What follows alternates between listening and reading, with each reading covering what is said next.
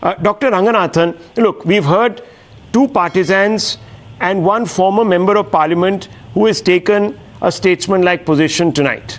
Where do you come in on this? Because, look, we can talk in larger, frame this entire debate in very large issues. But I think unless you don't shame, you're not going to have change. And one needs to identify this problem.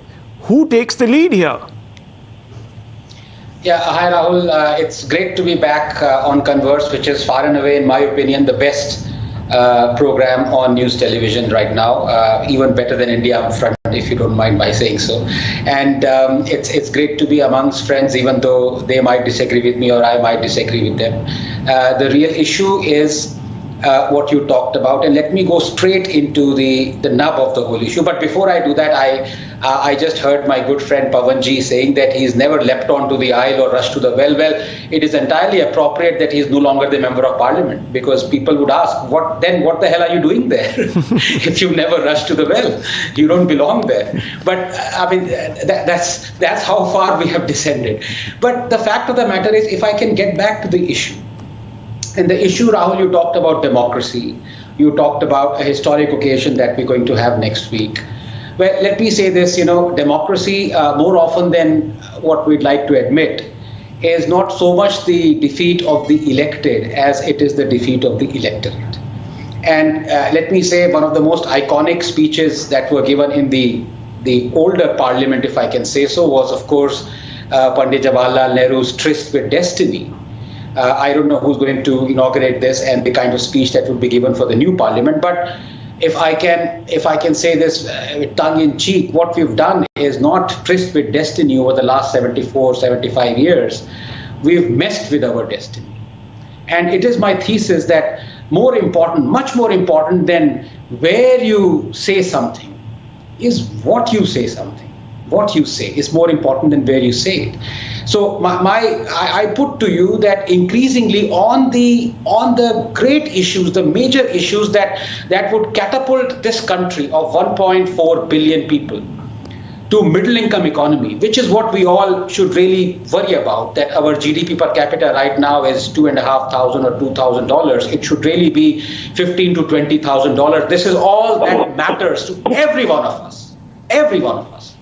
Because we've seen the fruits of liberalization and we've seen what we can achieve, but we are still shackled. So the tragedy is we seem to be more worried about where we are going to say or do things in national interest rather than doing things in national interest.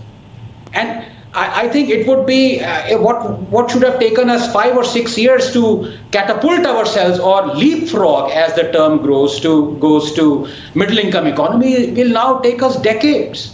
Let me give you 3 or 4 examples where the opposition is actually working in cahoots with the ruling governing party and vice versa on the things that they should be working together for the development, for national interest. Let's look at the farm laws. Now, clearly those 3 laws would have catapulted us to a middle income economy within, I dare say, less than 10 years, because I've done all the data. I've actually crunched all the data. Instead, what has happened is that those farm laws that were promised in the manifestos of the opposition parties, the moment Modi brought them, they all started calling them black laws. They did a spectacular U-turn. 44% of our ready labor force of 515 million people, Rahul, is involved in agriculture. 82% of all Indian households are involved in agriculture or they benefit from it.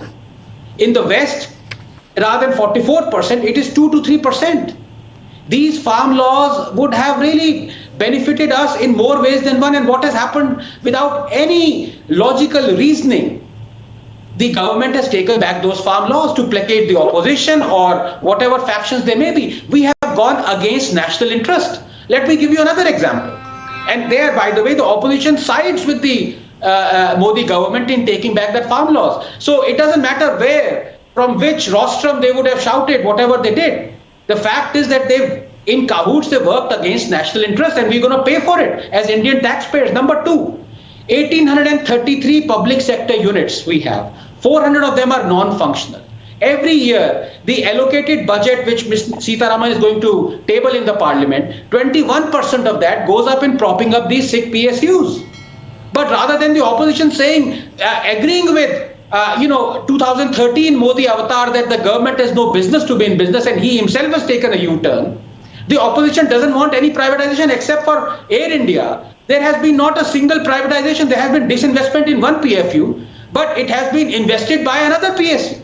So this kind of thing is being supported against national interest by the opposition. I can go on and on. I can talk about the public sector banks that have had a capital infusion of 6 lakh crores. I can talk about the debt to GSDP. Average state debt to GSDP is 35% more than anything else in the last 15 years. And yet we have farm waivers, loan waivers. We have freebies. So I put to you, my thesis is that wherever they might be collecting, the opposition or the ruling party or our MPs, without the good Mr. Pawan Verma, they are now actively working against national interest on the issues that really matter to us. And that is the great tragedy, Rahul.